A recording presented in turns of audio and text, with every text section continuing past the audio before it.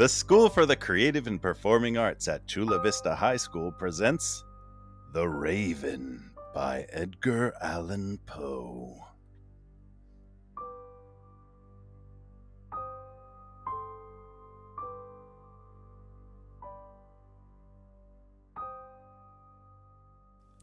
Once upon a midnight dreary, while I pondered, weak and weary, over many a quaint and curious volume of forgotten lore, while I nodded, nearly napping, suddenly there came a tapping, as of someone gently rapping at my chamber door. "'Tis some visitor," I muttered. tapping at my chamber door, only this and nothing more. Distinctly I remember it. It was in the bleak December, and each separate dying ember wrought its ghost upon the floor. Eagerly I wished the morrow, vainly I had sought to borrow from my books surcease of sorrow, sorrow for the lost Lenore, for the rare and radiant maiden whom the angels name Lenore, nameless here forevermore. And the silken, sad, uncertain rustling of each purple curtain thrilled me, filled me with fantastic terrors never felt before, so that now, to still the beating of my heart, I stood repeating, "'Tis some visitor, entreating entrance at my chamber door, some late visitor, entreating entrance at my chamber door. This it is, and nothing more." Presently, my soul grew stronger, hesitating, then no longer, "Sir, said I. or madam, truly your forgiveness I implore, but the fact is I was napping, and so gently you came rapping, and so faintly you came tapping at my chamber door, that I scarce was sure I heard you." Here I opened wide the door. Darkness there, and nothing more. Deep into the darkness peering, long I stood there, wondering, fearing, doubting, dreaming, dreams no mortal ever dared to dream before. But the silence was unbroken, and the stillness gave no token, and the only word there spoken was the whispered word. "Lenore." This I whispered, and then echoed, murmured back the word. Lenore. Merely this, and nothing more. Back into the chamber turning, all my soul within me burning, soon again I heard a tapping somewhat louder than before. "Surely," Said I. "Surely, that is something at my window lattice. Let me see, then, what thereat is, and this mystery explore. Let my heart be still a moment, and this mystery explore. 'Tis the wind, and nothing more." Up in here I flung the shutter, when, with many a flirt and flutter, in there stepped a stately raven of the saintly days of yore. Not the least obeisance made he, not a minute stopped or stayed he, but with mine of lord or lady, perched above my chamber door, perched upon a bust of Pallas just above my chamber door, perched and sat and nothing more. Then this ebony bird, beguiling my sad fancy into smiling, by the grave and stern decorum of the countenance it wore, "Though thy crest be shorn and shaven, thou I said, art sure no craven, ghastly, grim, and ancient raven, wandering from the nightly shore. Tell me what thy lordly name is on the night's Plutonian shore." quoth the raven, Nevermore. Much I marveled this ungainly fowl to hear discourse so plainly, though it answer little meaning, little relevance bore. For we cannot help agreeing that no living human being ever yet was blessed with seeing bird above his chamber door, bird or beast upon the sculptured bust above his chamber door, which such name as Nevermore.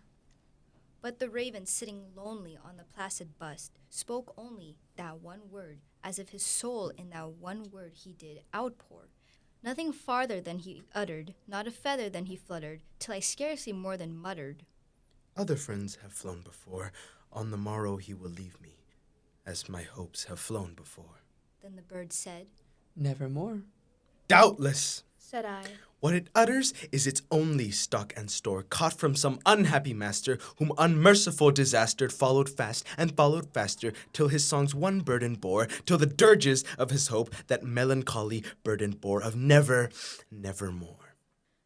But the raven still beguiling all my fancy into smiling, straight I wheeled a cushioned seat in front of bird, and bust and door. Then, upon the velvet's sinking, I betook myself to linking, fancy unto fancy, thinking what this ominous bird of yore, what this grim, ungainly, ghastly, gaunt, and ominous bird of yore meant in croaking. Nevermore. This I sat engaged in guessing, but no syllable expressing, to the fowl whose fiery eyes now burned into my bosom's core. This and more I sat divining, with my head at ease reclining on the cushion's velvet lining that the lamplight gloated o'er, but whose velvet violet lining with the lamplight gloating o'er she shall press, nevermore. Then, methought, the air grew denser, perfumed from an unseen censer, swung by seraphim, whose footfalls tinkled on the tufted floor. Wretch, I cried, thy God hath lent thee, by these angels he hath sent thee, respite and nepenthe from thy memories of Lenore. Quaff, O quaff this kind nepenthe, and forget this lost Lenore. quoth the raven. Nevermore.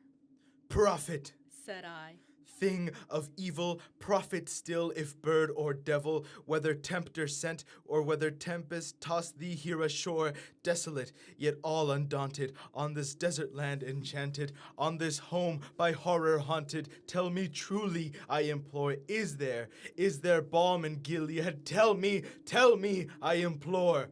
quoth the raven. Nevermore. Prophet, Said I, thing of evil, prophet still, if bird or devil, by that heaven that bends above us, by that God we both adore, tell this soul with sorrow laden, if within the distant Aden it shall clasp a sainted maiden whom the angels name Lenore.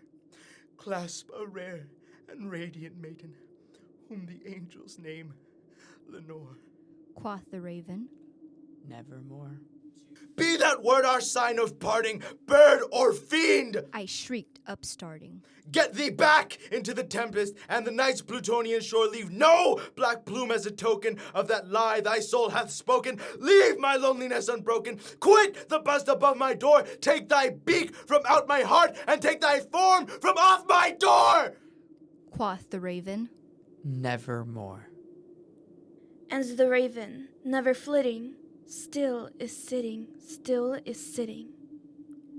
on the pallid bust of Pallas, just above my chamber door. And his eyes have all the seeming of a demon's that is dreaming. And the lamplight o'er him streaming throws his shadow on the floor. And my soul, from out that shadow that lies floating on the floor, shall be lifted, nevermore.